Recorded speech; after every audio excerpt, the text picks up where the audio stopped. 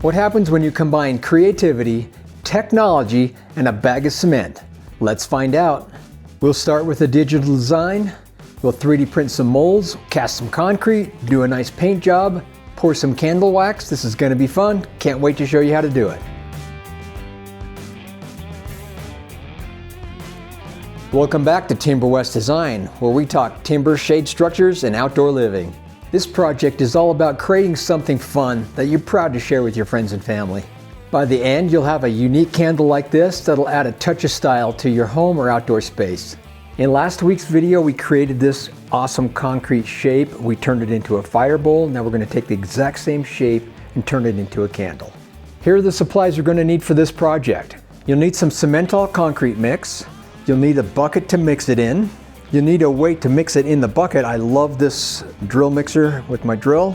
You're going to need a scale. It's a 4:1 ratio of cementol to water, so you need a way to measure that out. You're going to need a mold. A spatula is always helpful. I'll have links to all of these in the description. Once the concrete is cast, we're going to go to the priming and painting phase. In this case, we're going to need a primer. I love this fillable primer. We're going to need a guide coat spray. We're going to need the top coat, sandpaper, spot putty. Then we move on to candle wax. You need a vessel to melt the candle wax in. We need the actual candle wax itself. You need a thermometer. We need some wicks. We need some fragrance. And I want to thank candlewick.com for supplying all the candle supplies. Are you ready for this? Let's do this. Every good project starts out with a good design. I want to make this thing an oval shape, 350 millimeters long and 200 millimeters wide. Then we're going to go to the lofting sketch. You're going to see kind of the shape of what it's going to look like there. We'll thicken it. There's the basic bowl. Now I've cut the curve into it. We've added the top mold. I've got to cut this in half because my 3D printer can only do half at a time. So there's the top half of the mold with the rest of the flanges, and there is the complete mold. So with all the bolt holes so they can bolt together, we have a top mold, we have the bottom mold. The middle here is where the concrete will go. It'll actually get poured upside down like this. We'll pour into the top, and that'll be our mold. So now we're going to send this file to the 3D printer. Watching the 3D printer in action is always fascinating. It layers the design with incredible precision, turning a digital concept into a physical object. This process ensures our mold is accurate and durable and ready to handle the weight of the concrete.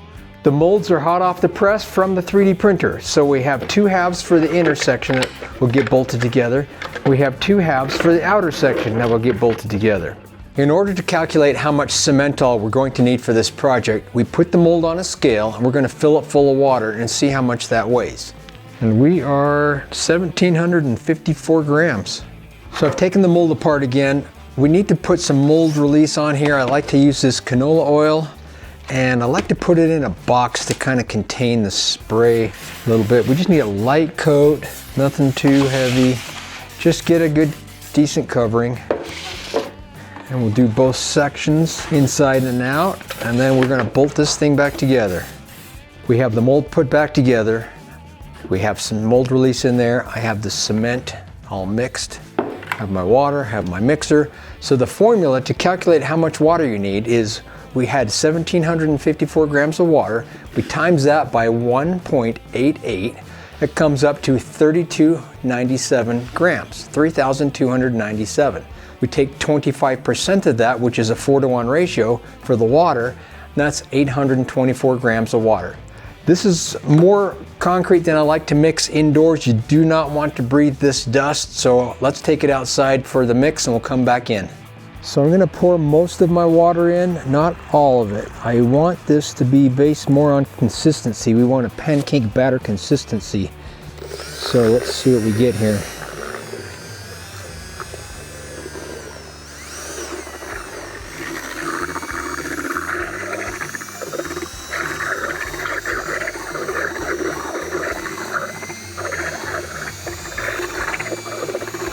I think we've got all the lumps out. It's looking pretty good.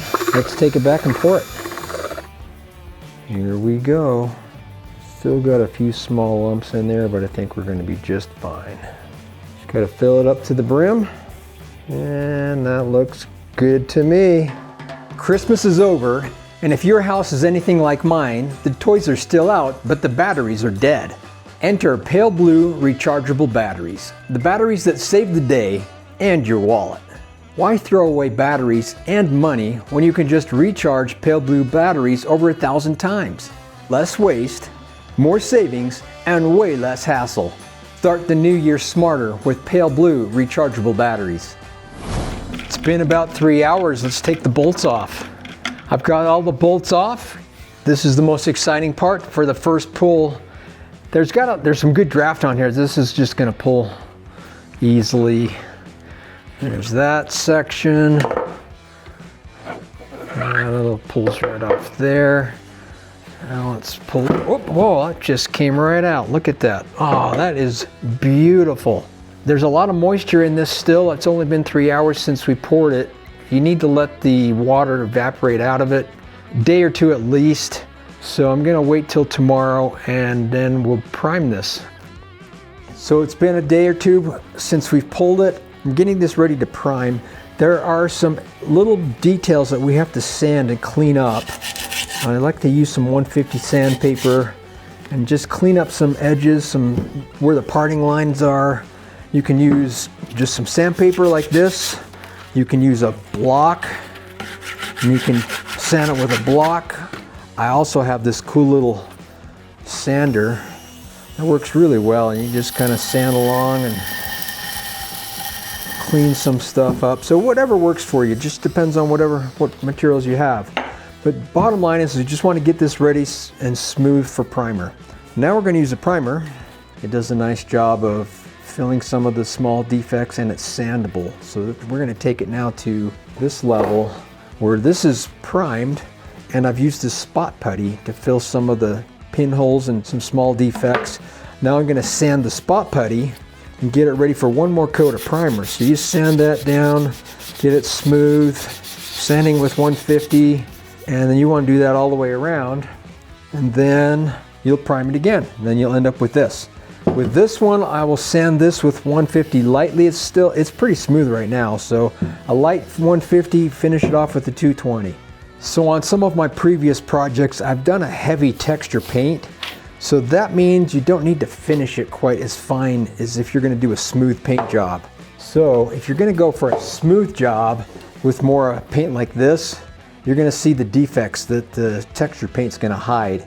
And so you've got to really sand it nice and get it smooth. So that's why we're going for a really nice finish on this one. Here's a trick you can do when priming. On that gray primer, it's kind of hard to see sometimes where the pinholes are. So you do what's called a guide coat. You take some flat black paint, just lightly fog it on here. Then when you take some sandpaper, you can easily see where the low spots are. And you can either sand that out or you can fill one more time if needed, but it's just a quick, easy way to see how good your finish is going to be. It's all finished being painted, looks fantastic. We use this great color. I really like this Flexstone material from Rust-Oleum, looks really good. So our next step, we need to put wax in this thing. This is going to be our candle, and we need to know how much wax to make. So what we're gonna do is we're gonna pour water into this vessel. We're going to weigh the water, and then we'll have a calculation for that. So I'm gonna pour this in, right about there. So I'm just about 2,400 grams of water. So we take that weight, 2,400 grams, times it by 0.834, which comes out to be 2,001 grams of wax.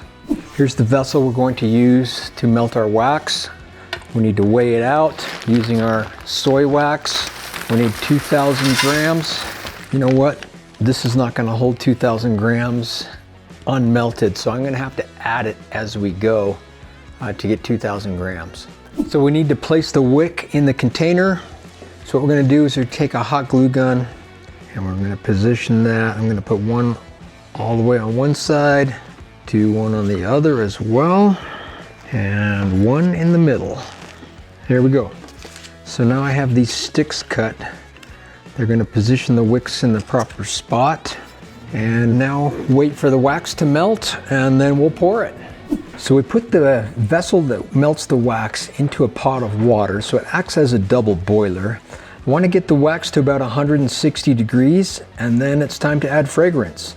So if you're going to add fragrance, wait till it's all melted, add the fragrance at the correct amount, stir it in for about 3 minutes, and then you're ready to pour. The wax is ready. This is a lot of wax. Here we go, pouring it in. This is going to be a really, really fun candle. Hey, the formula for the amount worked out perfect. Look at that. Okay, it's time to let it cool off. Get these just perfectly in position, and we'll see you in a little bit.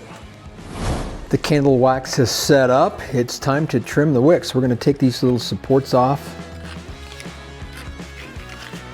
And I have this little cutter. We want to trim the wick about 3/8 to 1/2 inch above the wax. And there we go. Beautiful candle. I love this. I'm so happy with how this candle turned out. I can't wait to try it. If you want to see more projects like this, please like, share, and subscribe, and we'll see you next time.